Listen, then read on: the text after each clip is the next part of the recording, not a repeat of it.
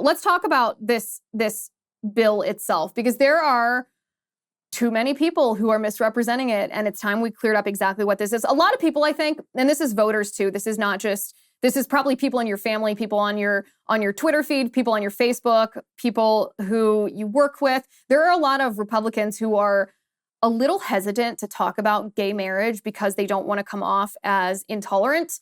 They don't want to come off as homophobic. They feel that this is a settled issue in the sense that they don't want to face the barrage of insults that will come from the left. I get that.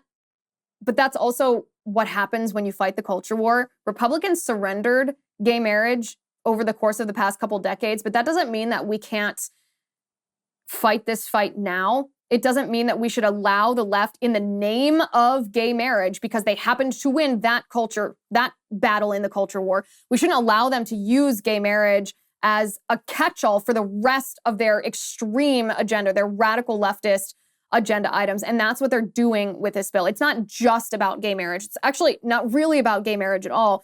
But the first red flag, the reason that you can, the most obvious way to identify how disingenuous the left is being is they are conflating gay marriage and interracial marriage in this bill. In fact, if you look online, one of the criticisms of McConnell is that he voted no on a bill that would, the left claims would protect his interracial marriage to Elaine Chao. And I saw this and I thought, okay, well, this is what the left always does, right? This is what they did on abortion. They don't want to talk about abortion, what it is of abortion. They just twist abortion and present it to people as if it's contraception or ectopic pregnancy because it's more palatable to people when they're not actually thinking about abortion.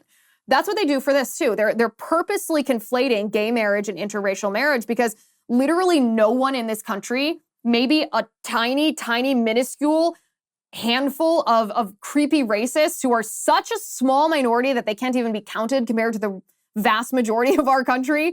Nobody's opposed to interracial marriage.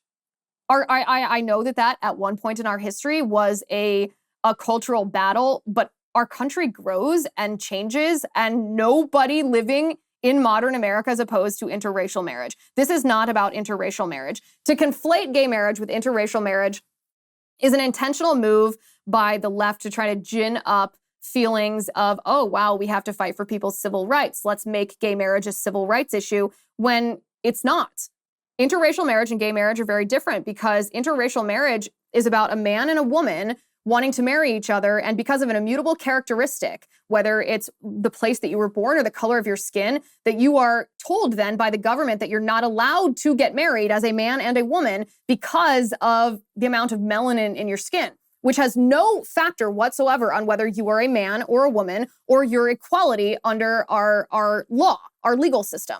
But gay marriage is different because gay marriage is not about one man and one woman and an immutable characteristic about the man or woman somehow resulting in them being deprived of the right to get married or the right that every other man and woman of different immutable characteristics, different skin colors are allowed to enjoy. And that's why gay marriage is not a civil rights issue, because gay men are, for example, are not being deprived of anything that straight men are allowed to do. Straight men are in a society that does not allow gay marriage, I should say. Straight men are allowed to marry women and they're not allowed to marry men. Now, maybe they don't want to marry men because they are straight and they're attracted to women, but the actual thing that is allowed or disallowed is applied equally. Meaning a gay man could also marry a straight woman if he wanted. He probably doesn't want to because he's gay, but he's allowed to do the same thing that a straight man is allowed to do, and he's not allowed to do the same thing that a straight man is also not allowed to do. So it's not a matter of civil rights. It's not a matter of one person being allowed to do something and another person being disallowed for an immutable characteristic. This has nothing to do with sexual orientation or sexual attraction. It's about the definition of the word marriage, the definition of what is marriage.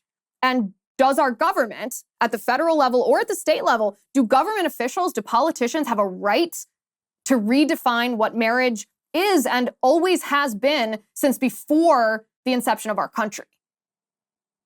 Now, there's a difference too between governments choosing to recognize different types of relationships or choosing to provide benefits to certain types of relationships A government could do that if they want. That's why a lot of Republicans were like, okay, we can get on board with civil unions, but that's even different than whether government has a right to redefine words. And I would argue that a government does not have a right to redefine words. And if we allow them to do that, if we allow government to say what you know is marriage, what God ordained marriage to be, that we simply recognize, that our legal system recognizes, it doesn't endow it, then we're allowing those politicians to become the arbiters of what's true.